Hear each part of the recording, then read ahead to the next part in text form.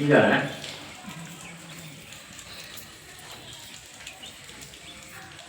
ದೇವಿ ಪಾರಾಯಣ ಅನ್ನುವಂಥದ್ದು ಶಕ್ತಿ ಉಪಾಸನೆ. ಶಕ್ತಿ ಉಪಾಸನೆಯಲ್ಲಿ ಸಾತ್ವಿಕ, ರಾಜಸಿಕ, ತಾಮಸಿಕ ಅಂತ 3 ಪ್ರಕಾರದ ಉಪಾಸನೆಗಳು. ಅವು ಅಷ್ಟೆಲ್ಲ ಡೀಟೇಲ್ ನಾವು ಹೋಗೋದು ಬೇಡ. ಈಗ ದೇವಿಗೆ ಕಾಮಾಖ್ಯ ದೇವಸ್ಥಾನ ಇದೆಯಲ್ಲಮ್ಮ, ಕಾಮಾಖ್ಯ ದೇವಸ್ಥಾನ ಆಗ್ಬೋದು, ಇಂಥಲ್ಲೆಲ್ಲ ಕೌಲ ಮಾರ್ಗ ಅಂತ ಹೇಳ್ತಾರೆ. ಅದಕ್ಕೆ ವಿಷ್ಣು ಸಹಸ್ರನಾಮದ, ಲಲಿತಾ ಸಹಸ್ರನಾಮದಲ್ಲಿ ಬರುತ್ತೆ ಕೌಲ ಮಾರ್ಗ ತತ್ಪರ ಸೇವಿತಾಯಿ ಅಂತ ಬರ್ತದಲ್ಲ. ಕೌಲ ಮಾರ್ಗದಲ್ಲಿರುವಂಥವರ ಸೇವನೆಗೆ ಒಳಪಡುವಂಥವಳು, ಸೇವೆಗೆ ಒಳಪಡುವಂಥವಳೇ ಅಂತೇಳಿ ಸ್ತುತಿಯಲ್ಲಿ.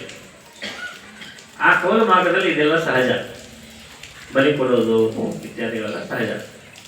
ಈಗ ತಪ್ಪೋ ಸರಿ ನಾವು ಹಾಗೆ ಹಾಗಿದ್ದಾಗ ಯಾರು ಮಾಂಸ ತಿಂತಾರೋ ಅವ್ರು ಮಾಡಬಾರ್ದು ಅಂತ ಹೇಳಿ ಆಗೋದಿಲ್ಲ. ಅವರಲ್ಲಿಯೂ ಕೂಡ ಉಪಾಸನೆ ಇದ್ದೇ ಇರ್ತದೆ. ಈಗ ಅವರ ಆಹಾರ ಕ್ರಮ ಅದಿರ್ತದೆ. ಇದನ್ನ ಅವರು ದೀಕ್ಷೆ ತಗೊಂಡಾಗ ಮಾತ್ರ ತಿಂತಿರ್ಲಿಲ್ಲ ಅಂತ ಹೇಳಿದ್ರಲ್ಲ, ಅದ್ರ ಹಿಂದಿನ ಕಾರಣವನ್ನು ಹೇಳ್ತೀನಿ ನಿಮಗೆ. ನಮ್ಮ ಭಾರತೀಯ ಸಂಸ್ಕೃತಿ ಏನು ಮಾಡ್ತದೆ ಅಥವಾ ನಮ್ಮ ಹಿಂದೂ ಧರ್ಮ ಏನು ಮಾಡ್ತದೆ ಅಂದರೆ, ಇದು ಉನ್ನತೀಕರಣ ಮಾಡ್ತದೆ. ಯಾವುದೇ ಒಂದು ವಿಷಯವನ್ನಾಗಲಿ ಅದರ ಉನ್ನತಿಯನ್ನು ಮಾಡ್ತದೆ. ಹೇಗೆ ಈಗ ಒಂದು ಕುಟುಂಬ ಇರ್ತದೆ ಅಥವಾ ಒಂದಿಷ್ಟು ಸಮಾಜ ಇರ್ತದೆ, ಅವರೆಲ್ಲರೂ ಕೂಡ ಪ್ರತಿನಿತ್ಯ ತಮ್ಮ ಮನಸ್ಸೋ ಇಚ್ಛೆ ಮಾಂಸವನ್ನು ತಿಂತಿರ್ತಾರೆ ಅಂತ ಇಟ್ಕೊಳ್ಳೋಣ. ಬೇಟೆಯಾಡಿ ಮಾಂಸ ಬೇಟೆಗಾರರ ಹತ್ರ ಇಟ್ಕೊಳ್ಳೋಣ.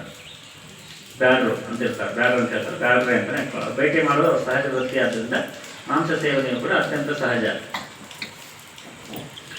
ಈಗ ಆ ರೀತಿ ಪ್ರತಿದಿನ ಆಹಾರ ಸೇವನೆ ಮಾಡುವಾಗ ಮಾಂಸ ಸೇವನೆಯನ್ನು ಮಾಡಿದ್ದೆ ಆದರೆ ಅದರಿಂದಾಗಿ ದೇಹದ ಮೇಲೆ ಏನು ಪರಿಣಾಮ ಆಗ್ತದೆ, ಮನಸ್ಸಿನ ಮೇಲೆ ಏನು ಪರಿಣಾಮ ಆಗ್ತದೆ ಇತ್ಯಾದಿಗಳನ್ನು ಗಮನಿಸಿಕೊಂಡು ಅದನ್ನು ಈಗ ಸ್ವಲ್ಪ ನಿಯಂತ್ರಿಸಬೇಕು, ಕಡಿಮೆ ಮಾಡಬೇಕು. ಅದಕ್ಕೆ ಏನು ಮಾಡಬೇಕು ಅಂದರೆ ಇಂತಿಂಥ ದಿವಸ ತಿನ್ನಬಾರ್ದು ಅಂತೇಳಿ